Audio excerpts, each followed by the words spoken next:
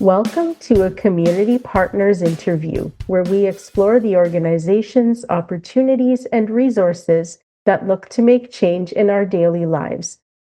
I'm your host, Nafisah Anif, and you're listening to Voices for Ability Radio, all abilities, all the time. Today, I'm joined by Danielle Dang, the Executive Director of Creating Alternatives. Creating Alternatives is a family centric community support organization that has served families within the Greater Toronto Area for the past 25 years. They provide programming and support services on site and within the community setting. Thank you so much for joining us today, Danielle. You're very welcome. So tell us a little more about you and what inspired you to work at Creating Alternatives and why work with individuals with disabilities. So first of all, thank you for having me on your show. Um, for myself, so my background, I am trained as an occupational therapist, and I have had the opportunity of working abroad as well as here in Toronto. And for the longest time, I have worked with the older population, older adults, and within the sort of government system. And, during COVID, I guess everybody sort of relooked at their career choices and just wants, you know, reflect back on their journey. And for me, it was, there was a part that was missing. I was sort of curious to see what the other sector, what kind of opportunities, what kinds of things I am missing out from not, working directly with the disability sector. So for myself, it was sort of a new learning opportunity. It was exploration. I wanted to try something new, but also, in my learnings, I had learned to work with various population groups, and I hadn't had the chance up to that point in my career to work with the disability sector. And so hence my search to make a career move. And I have been, with Creating Alternatives now close to 4 years. Oh, wow. That's amazing. That's wonderful. And I saw on your website that you have a couple of programs that you offer. Can you tell us a little more about those programs? Yes. So we have been very fortunate since I would say over the last maybe 3 years, we have grown extensively. And with that growth comes new program development, new pilot projects and programs. So currently, we are offering uh, day program on site, day programming on site that includes opportunities for socialization, for recreational activities.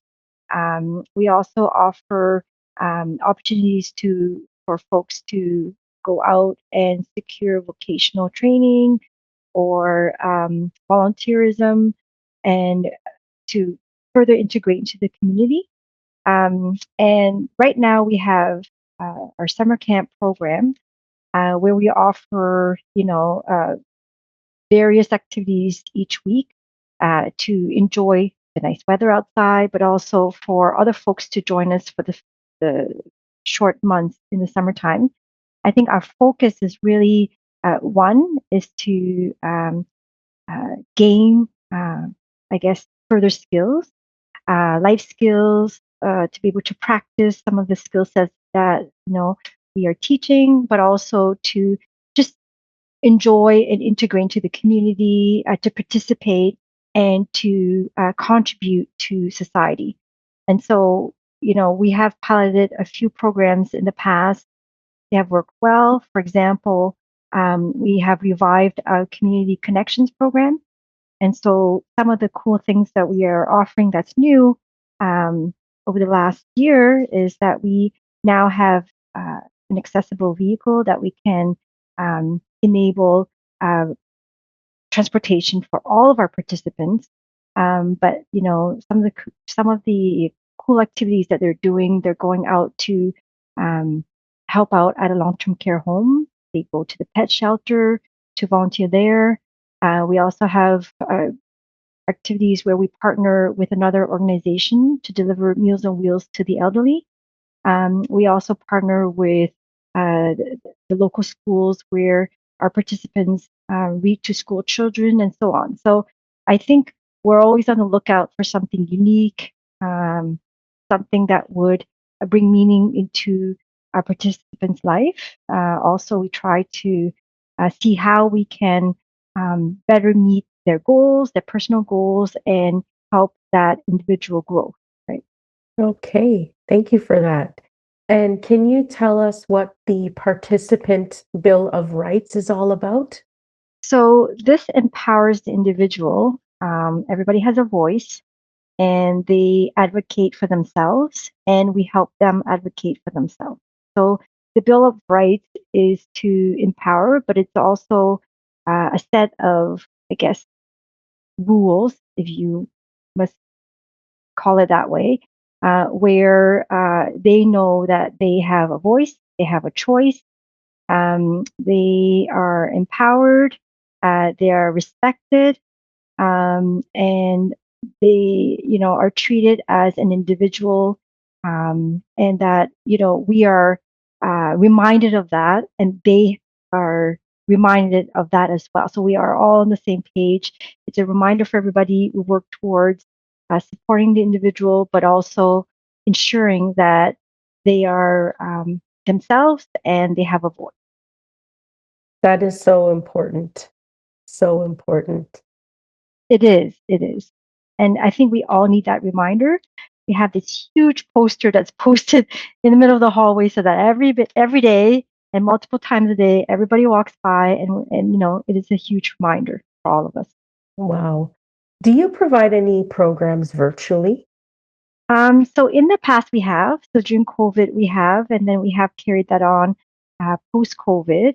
What we have found is that I guess the demand for it has decreased. um, a lot of the participants are not having that attention span to be able to sit and I guess look at a screen throughout the day or for a couple of hours. But as well, they miss that social interaction with their friends and with our staff team as well. And many of our programming, for example, like the fitness classes, Zumba or art therapy, or when we have the cooking classes and so on, are held on site. So our I guess the popularity has dwindled, and so we have since terminated the virtual class. Oh, wow. Okay, yeah, that totally makes a lot of sense that people prefer the in-person interactions, the in-person programming. I can definitely understand that. Yes, and what's interesting is that because of the I guess uh, availability of similar um, services or similar programs locally, what we're finding is that a lot of families are traveling across the GTA to get to our site, and so people are making a huge effort to get themselves to the program on a weekly basis. And so for us, it is, also a reminder for our staff team that we have to also try our best to put out, the best programmings, unique programmings, and to ensure that the experience for an individual each and every day is fulsome and varied and meaningful. Of course. And are there any restrictions to becoming a member of creating alternatives, such as age, disability type, caregivers, or family members, things of that nature? So we are open to everyone, uh, age 16 and above.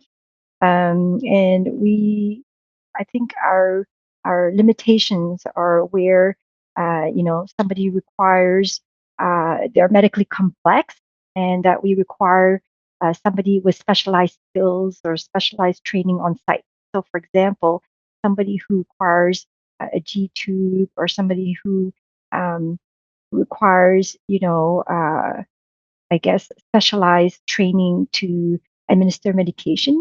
We do assist and support medication throughout the day, but there are circumstances where I guess there's specialized training that is attached to that. So we don't have a multidisciplinary team in terms of uh, healthcare. Like we don't have a physician on site, we don't have a nurse on site, and so those complexities sometimes you require specialized uh, staff on site, and we don't have that. The other part would be because it is a group environment. There are individuals who would require lower stimulation throughout the day. And so sometimes it is possible for us to offer that, and sometimes it is not. And so we need to better understand, I guess, individualized circumstances and needs, and see if we're able to respond to that.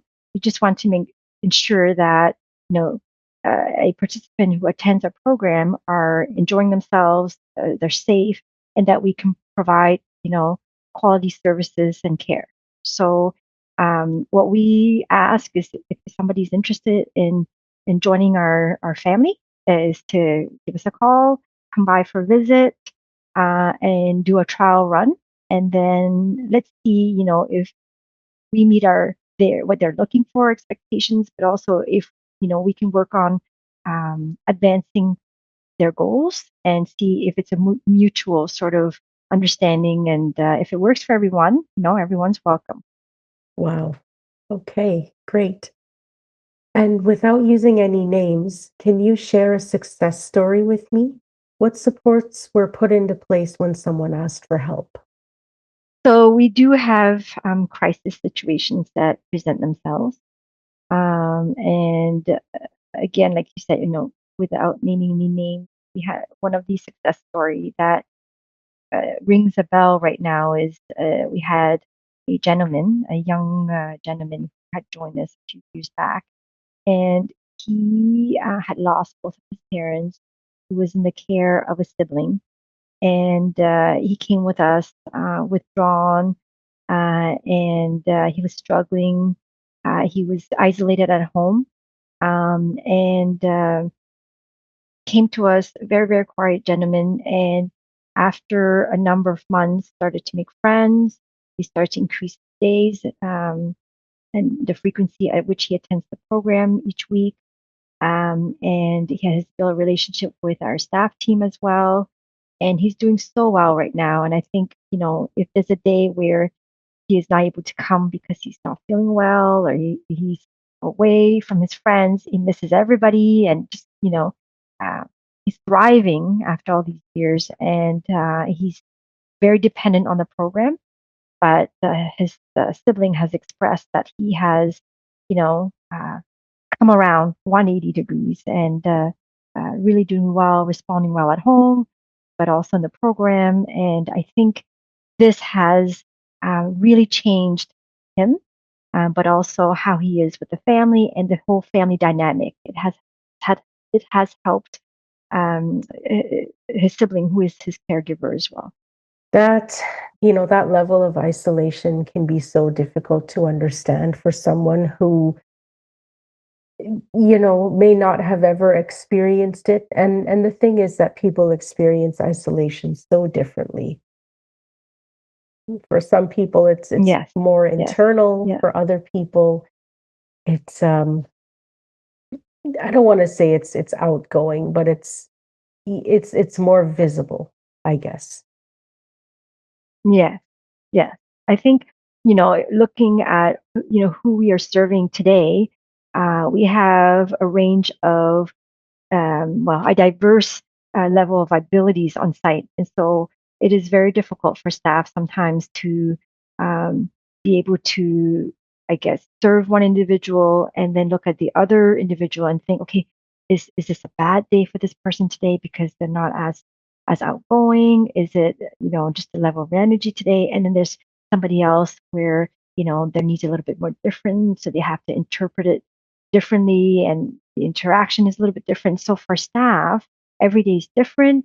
And we try to really understand the individual and their, I guess, their history, family history, what sort of struggles they're coming with, or what sort of things that they enjoy. And so there's a little bit of um, guesswork, but a lot of it is relationship building and understanding the person. And so that is very hard for our staff to manage, but they do such a great job every single It day. sounds like your staff are a very wonderful group of people. Yes, yes, and I just am so grateful for the team that we have. Um, I think I learn from them every single day. Well, within an organization like this one, I think one of the most important things is that everyone learns from everyone else on a daily basis. Yes, yes. And what's interesting is, we know that different organizations develop their programs differently. We always try to solicit the input from our participants. So they, as a group, plan what they want to do the following week, or they vote to see, some of the activities they would like to see happen. And so staff try to plan around what the majority of that group. So each staff have sort of like a smaller group that they are leading or facilitating. And so the opportunities there for them to build that relationship, but also to be able to plan more closely. And so instead of doing one big group activity every day where everybody has to join in, we have smaller groups on site where you might have at 10 o'clock a group who is continuing to learn to read or uh, I guess learn about current events. We have another group that's in the kitchen, uh, developing a menu and going grocery shopping for it, and then coming back to cook for their friends. You might have another group who is out in joining a pottery class. We might have another group going to the gym, and then maybe the last group is out volunteering at the pet shelter. So every day, each of these smaller groups are doing something different, and there's this whole schedule that they help to develop on a weekly basis, on a monthly basis. And so I guess through that curriculum, we are also hoping that we are responding back to each individual's goal. So if somebody has a goal to continue their learning after they have left high school, they can do that in the literacy group, right? Somebody else really enjoys, the socialization part, then they can be in the other group where they're now today going down to the harbor cruise and having lunch with that group. So we try to really go by what the participants want to do I love and the what they enjoy. participant focus. That is it's so crucial. It is. It's a And I lot of can work, but we really love see it. that the staff, the challenge really is to think outside the box constantly. Keep them on their mental Yes, toes for sure. yes. Yes, yes. We have staff who are always, looking out on, social media or YouTube to see what is, Oh yeah. the trend going Yeah. on right now, what is happening, what musicals are on or shows or, what exhibition is going on. And so we try to book something for our participants. As soon as something comes out, we try to incorporate that as part of one of the activities. Um, one of the things that we enjoy is our sort of partnership with local community businesses as well. And so, for example, we are partnering with a local bakery. Every month, at the end of the month, they provide us with a beautiful birthday cake to celebrate all the birthdays of that month. We have another partnership with the local pizzeria where every week they provide pizza for everybody. So then the kitchen group would make like a salad for their friends, and then it's pizza. So we do have partnership with the local businesses that we're very grateful for. And just recently, we have partnered with the CNE as well, where they would give us an art piece every year. We get to decorate it, and then they display that on the X grounds for the duration of the X. So yeah, some very, very cool That partnerships is as so well. wonderful. Now, what's the one thing you see happening over and over again to individuals with disabilities that shouldn't be happening?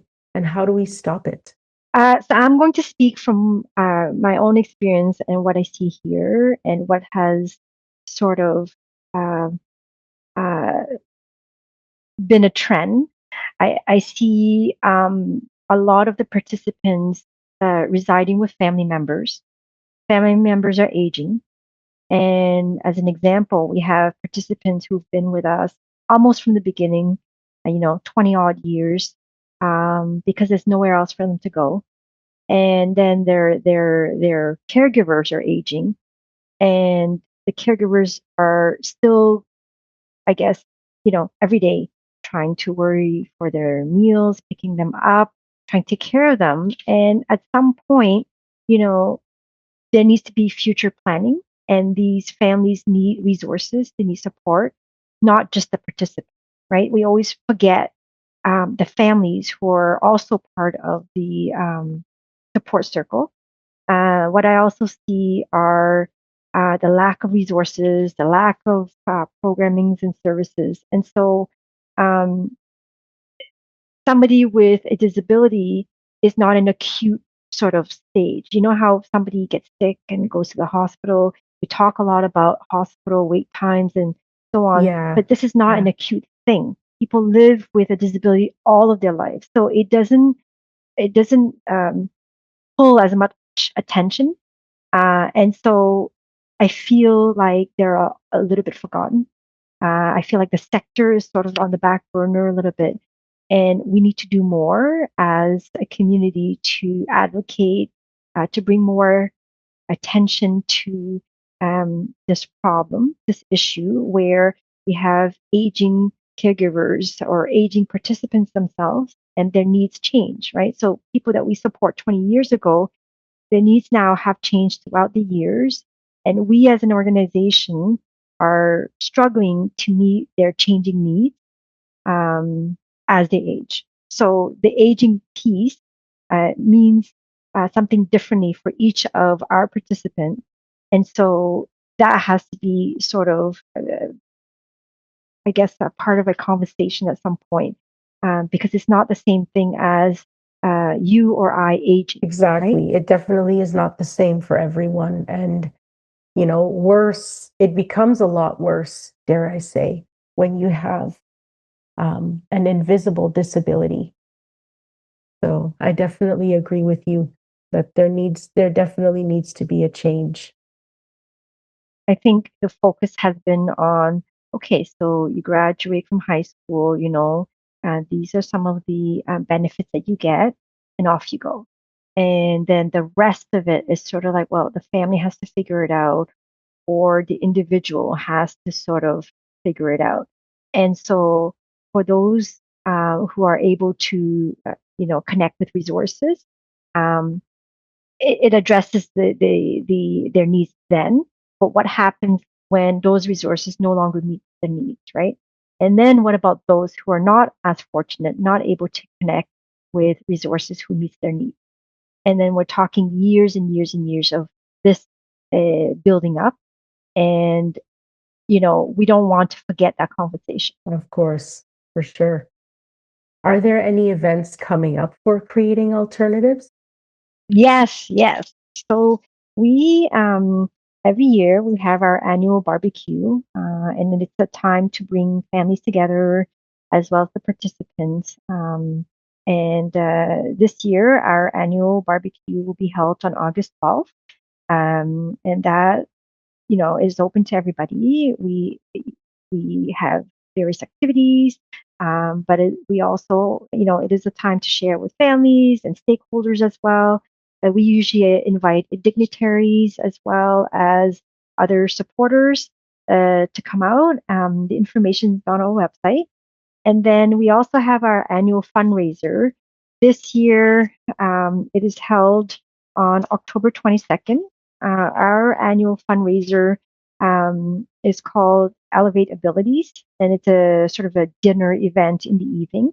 Again, all the information is on our website, but it is a fundraising event. So we are hoping to raise funds so that it could help to alleviate costs for families, but also to help us with our day-to-day operations as well.